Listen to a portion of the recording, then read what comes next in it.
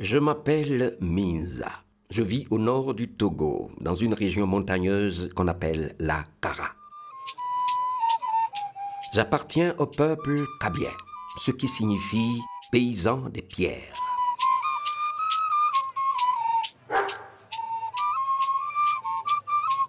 Le paysage rocailleux que vous voyez derrière moi a été façonné par la main de mes aînés, de mes pères et par moi-même, afin d'aménager nos cultures en terrasse.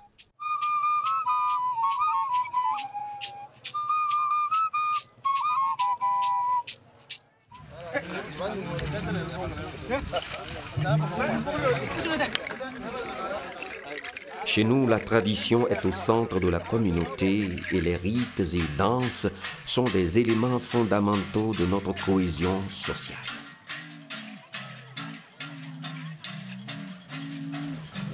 Je vais vous faire découvrir mon peuple fier, robuste, tenace. Mais avant tout, laissez-moi vous présenter les membres de ma famille.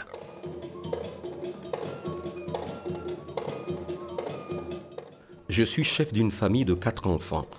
Le jeune homme avec la daba à l'épaule est Essozimna, le cadet de mes enfants.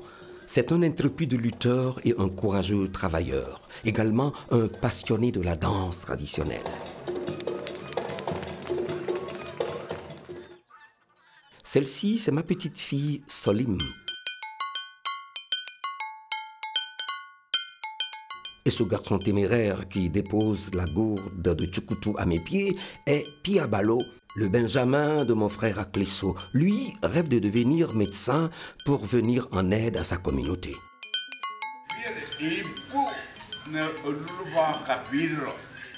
J'ai été moi-même un grand champion de lutte respecté de tout le village. Cela fait toujours la fierté de ma femme qui se plaît à dire que j'ai la ruse du lièvre et la force d'un lion. Ma femme tient de sa mère les secrets du Tchoukoutou, la bière locale à base de sorgho que savourent à notre cour nos voisins, amis et voyageurs de passage qui se désaltèrent de ce vin délicieux aux effets stimulants.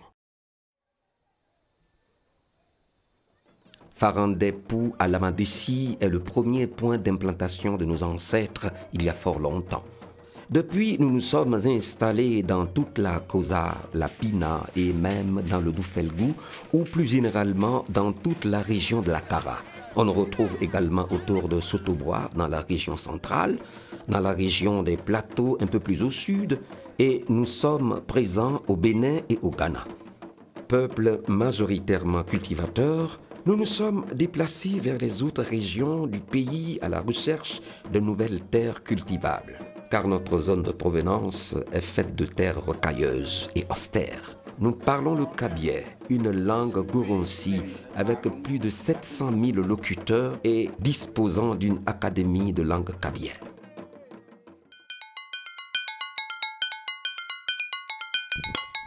En plus d'être des cultivateurs hors pair, nous sommes d'habiles forgerons et travaillons depuis des siècles le métal par le feu.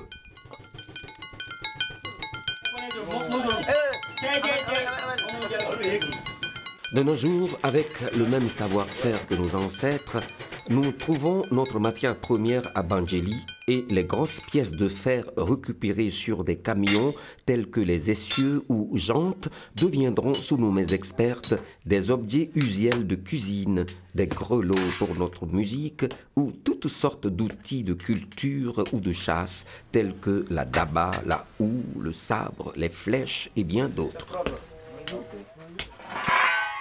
Ah, voici le modèle que je veux. Il est bien affiné au courbeux comme je te l'ai demandé. C'est un outil qui ressemble à celui de notre grand-père. Ça va combien vous vendez ça? Une femme, 10 000.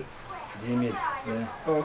Je vous invite à visiter Tcharé, un canton de la Kosa accroché à la montagne rocheuse. Regardez, observez, laissez-vous séduire par ce paysage grandiose qui est en lui-même une invitation au voyage. Tout ici est pittoresque. Promenez-vous sur les marchés, visitez les habitations traditionnelles, les forêts classées et bien sûr le parc animalier de Sarakawa.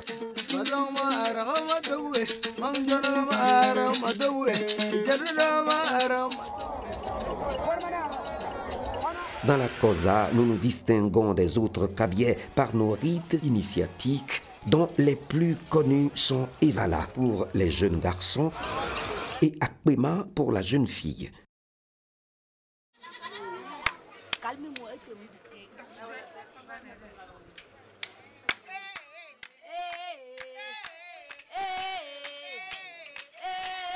Ces cérémonies initiatiques qui se déroulent annuellement sont également des occasions de réjouissance populaire et de retrouvailles.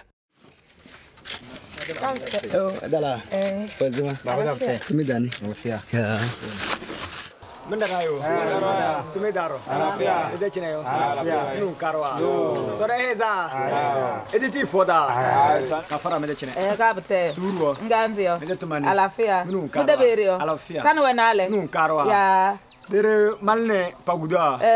Ne va pas ce soir.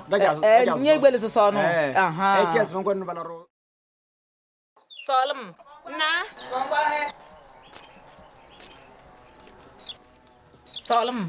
Na. Ebla banjari rimbo. Na ya mamandem na gale. Na bada ma bala comme dans des biens menjambo. Pour préparer la jeune fille Kabyais à jouer pleinement son rôle de mère et d'épouse, elle devra être initiée dès son bas âge par le rite Akpema. Il est important de souligner que dans la forêt, l'Akpenou, la jeune vierge initiée, devra s'asseoir sur la pierre sacrée, prouvant ainsi à notre communauté sa pureté préservée, faisant la fierté de sa famille et donnant confiance à son futur fiancé.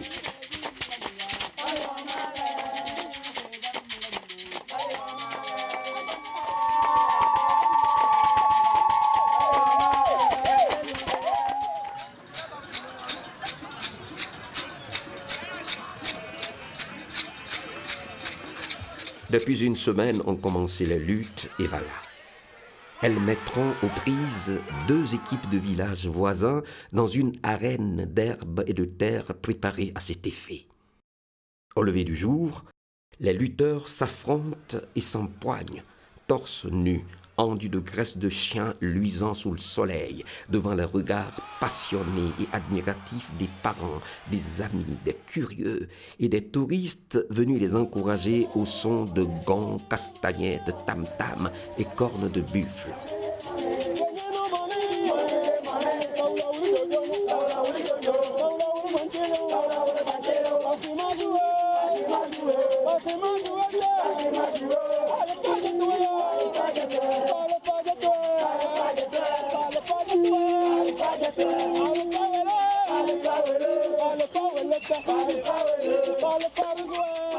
Ces combats spectaculaires se déroulent selon des règles précises par équipe de 5 lutteurs venus là pour terrasser leurs adversaires. Les Evala, tout comme Akpema, sont un passage obligé dans la socialisation du jeune Kabyais. C'est pour cette raison que ces cérémonies d'initiation sont des moments de retrouvailles entre fils Kabyais, de réjouissance populaire, faites de chants, de danse et de partage. C'est également un véritable spectacle pour les milliers de visiteurs qui se rendent chaque année à cette période sur les terrains des luttes.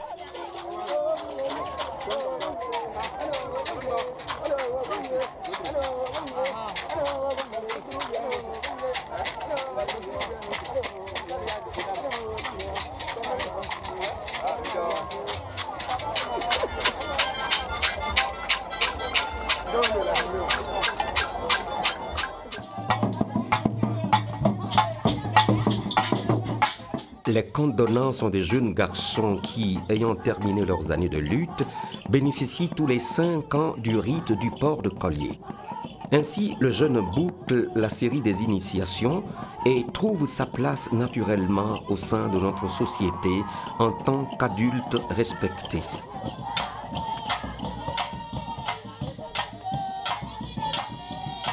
Au lendemain de la clôture des Evala, les jeunes qui ont terminé leurs 3 ans de lutte deviennent Ezapa, aspirant ainsi donc à devenir Kondo.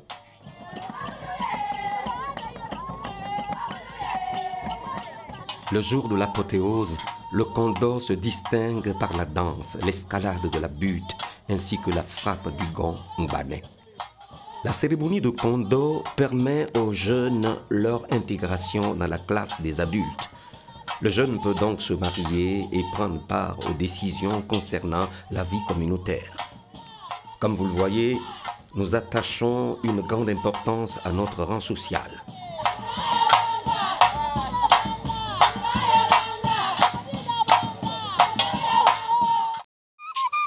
Que serait le peuple kabyais sans la danse du rabiet? En effet, le rabiet ou la danse des voyants n'est pas une cérémonie initiatique comme les autres, mais un rituel quinquennal fondamental pour la communauté. Dans le canton de Kichao, Sioukinjiao, la danse des fétiches qui a lieu en novembre est un prélude au rabiet.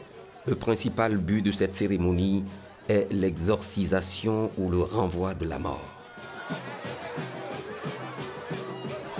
La compétition contenue dans cette cérémonie vise à parfaire l'assise des règles de préséance fondées, après l'âge de la puissance physique, sur la puissance spirituelle.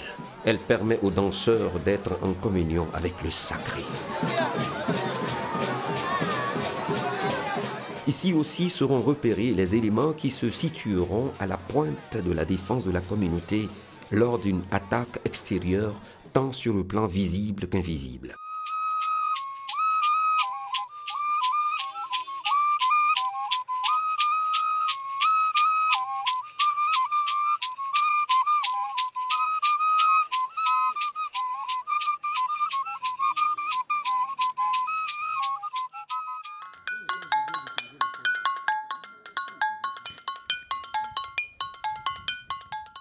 Si vous le voulez bien, continuons notre visite en musique.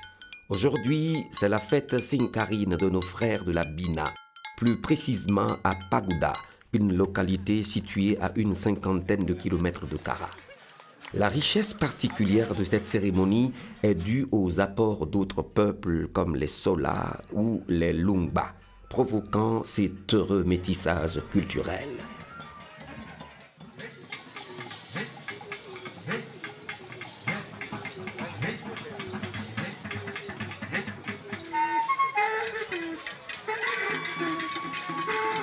Devant tant de pureté spirituelle où rites et danses s'harmonisent depuis des siècles avec la beauté brute des paysages, le défi se pose aujourd'hui de la préservation de ce riche patrimoine inaltéré, intact, intemporel face à une mondialisation galopante, au brassage culturel et à la modernisation somme toute indispensable à l'évolution de notre peuple.